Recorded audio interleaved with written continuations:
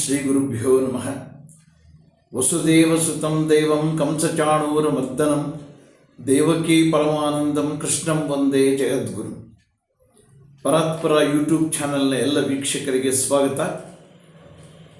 ನಾನು ಭಗವದ್ಗೀತೆಯ ಮುಂದುವರಿದ ಭಾಗವನ್ನು ಈ ದಿನ ತಮ್ಮ ಮುಂದೆ ಪ್ರಸ್ತುತಪಡಿಸ್ತೀನಿ.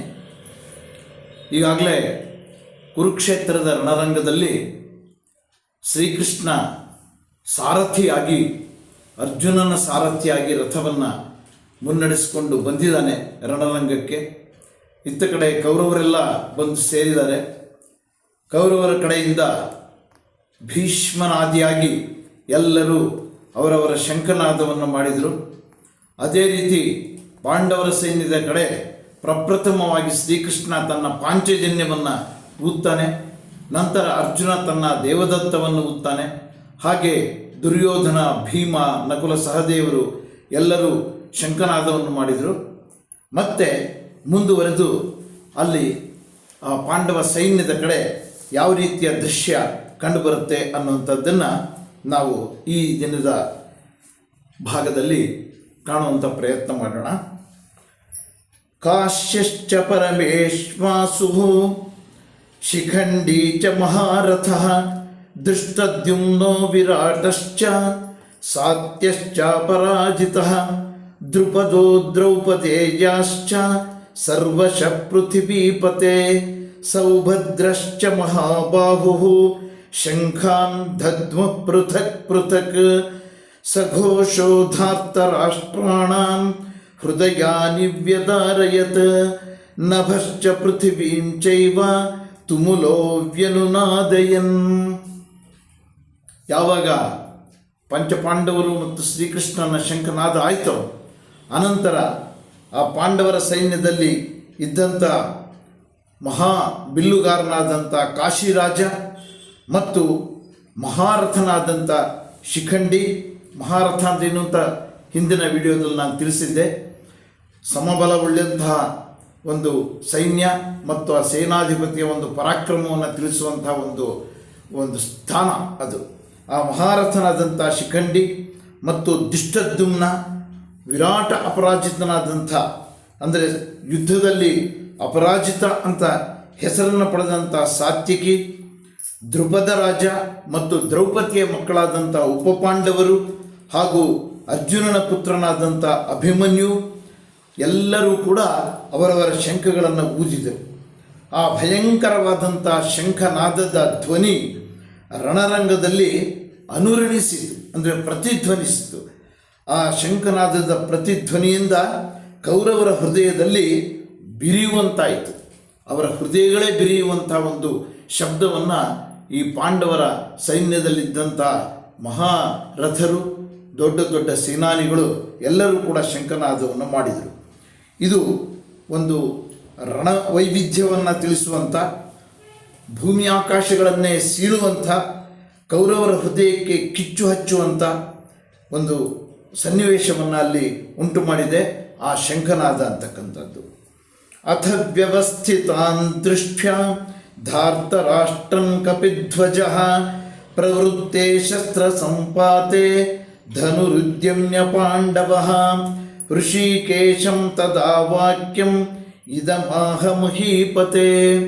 ಈ ಸಂದರ್ಭದಲ್ಲಿ ಈ ಸಂಜಯ ಧೃತರಾಷ್ಟ್ರನಿಗೆ ಹೇಳುವಂಥ ಮಾತುಗಳು, ಈ ರೀತಿ ಯುದ್ಧಕ್ಕೆ ಸಿದ್ಧರಾಗಿರ್ತಕ್ಕಂಥ ಕೌರವರನ್ನು ನೋಡಿ ಕಪಿಧ್ವಜನಾದಂಥ ಅರ್ಜುನನ ರಥದ ಮೇಲೆ ಹಾರಾಡ್ತಾ ಇದ್ದಿದ್ದು ಕಪಿಧ್ವಜ. ಅಂದರೆ ವಾಯುಪುತ್ರನಾದಂಥ ಹನುಮ ತನ್ನ ಗದೆಯನ್ನು ಭುಜದ ಮೇಲೆ ಇಟ್ಕೊಂಡು ಹಾರ್ತಾ ಇರ್ತಕ್ಕಂಥ ಒಂದು ಚಿತ್ರಣ ಉಳ್ಳಂಥ ಒಂದು ಧ್ವಜಕ್ಕೆ ಕಪಿಧ್ವಜ ಅಂತ ಹೆಸರು. ಆ ಕಾಲದಲ್ಲಿ ಎಲ್ಲರ ರಥಗಳ ಮೇಲೂ ಕೂಡ ಒಂದೊಂದು ಧ್ವಜ ಹಾರಾಡ್ತಿರುತ್ತೆ. ಅರ್ಜುನನ ರಥದ ಮೇಲೆ ಈ ಕಪಿಧ್ವಜ ಹಾರಾಡ್ತಾ ಇತ್ತು. ಆ ಕಪಿಧ್ವಜನಾದಂಥ ಅರ್ಜುನ ಇನ್ನೇನು ತನ್ನ ಬಿಲ್ಲನ್ನು ಎತ್ತಿ ಯುದ್ಧವನ್ನು ಮಾಡೋದಕ್ಕೆ ಪ್ರಾರಂಭ ಮಾಡಬೇಕು ಅಂತಹ ಸನ್ನಿವೇಶದಲ್ಲಿ ಅವನ ತಲೆಯಲ್ಲಿ ಒಂದು ಯೋಚನೆ ಬಂತು. ಅದನ್ನು ಶ್ರೀಕೃಷ್ಣನ ಮುಂದೆ ಹೇಳ್ತಾನೆ.